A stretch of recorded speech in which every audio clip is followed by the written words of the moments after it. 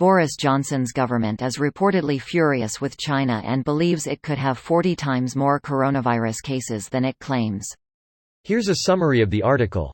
Boris Johnson's government is reportedly furious with China's handling of the coronavirus, with UK officials quoted on Sunday warning that Beijing faces a reckoning once the COVID-19 crisis is over. UK government officials believe China is spreading disinformation about the severity of the coronavirus outbreak in its country, the Mail on Sunday reports.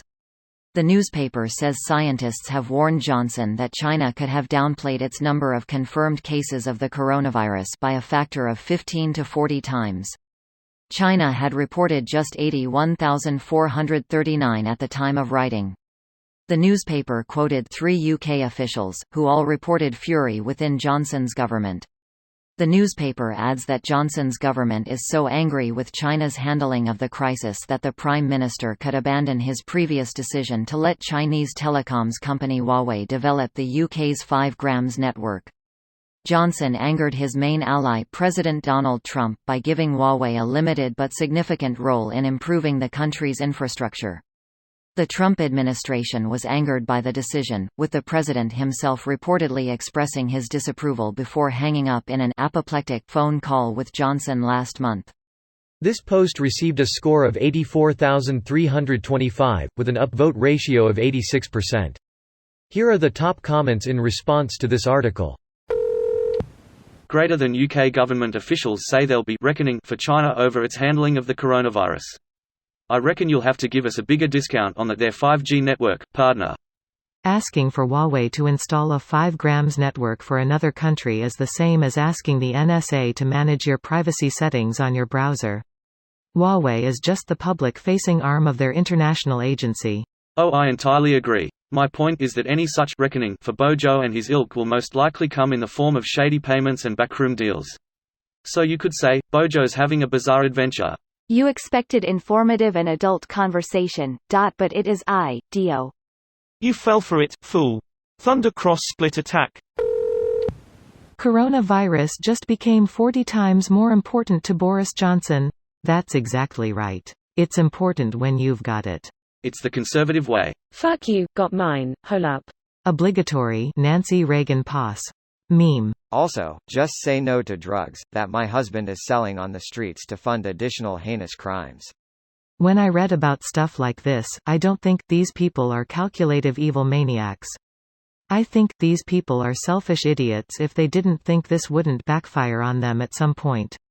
Gary Webb, the journalist who did the Dark Alliance series, died in 2004. This is from the wiki page. I'm not saying it is impossible to shoot yourself in the head twice, but I wonder.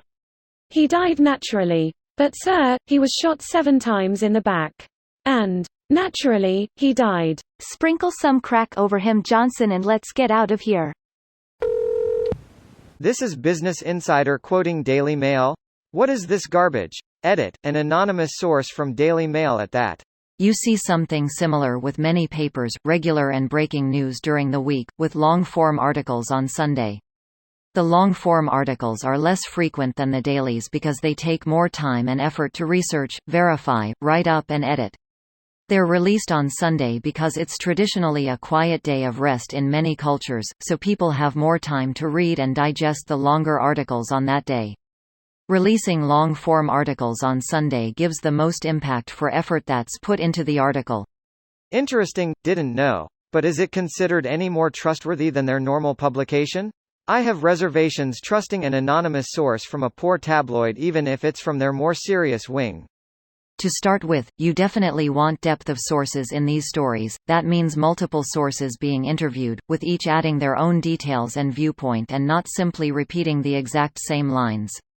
A source says the Chinese are acting badly, government source said British government is going to rethink things because of their actions, another source said people in British government feel they have to do something, and yet another source says there's anger at multiple levels of British government. A named source. Named sources are always good, you can judge for yourself whether they should have the knowledge they claim to have. As an almost final credibility check, the Mail on Sunday is a conservative paper and has connections with the Conservative Party. It is reasonable to me that they would be able to get comments from the types of sources quoted in the article.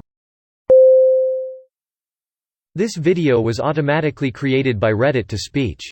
The article and comments in this video were selected from Reddit according to their upvotes, and any paraphrasing was performed by smmry.com, without any human intervention.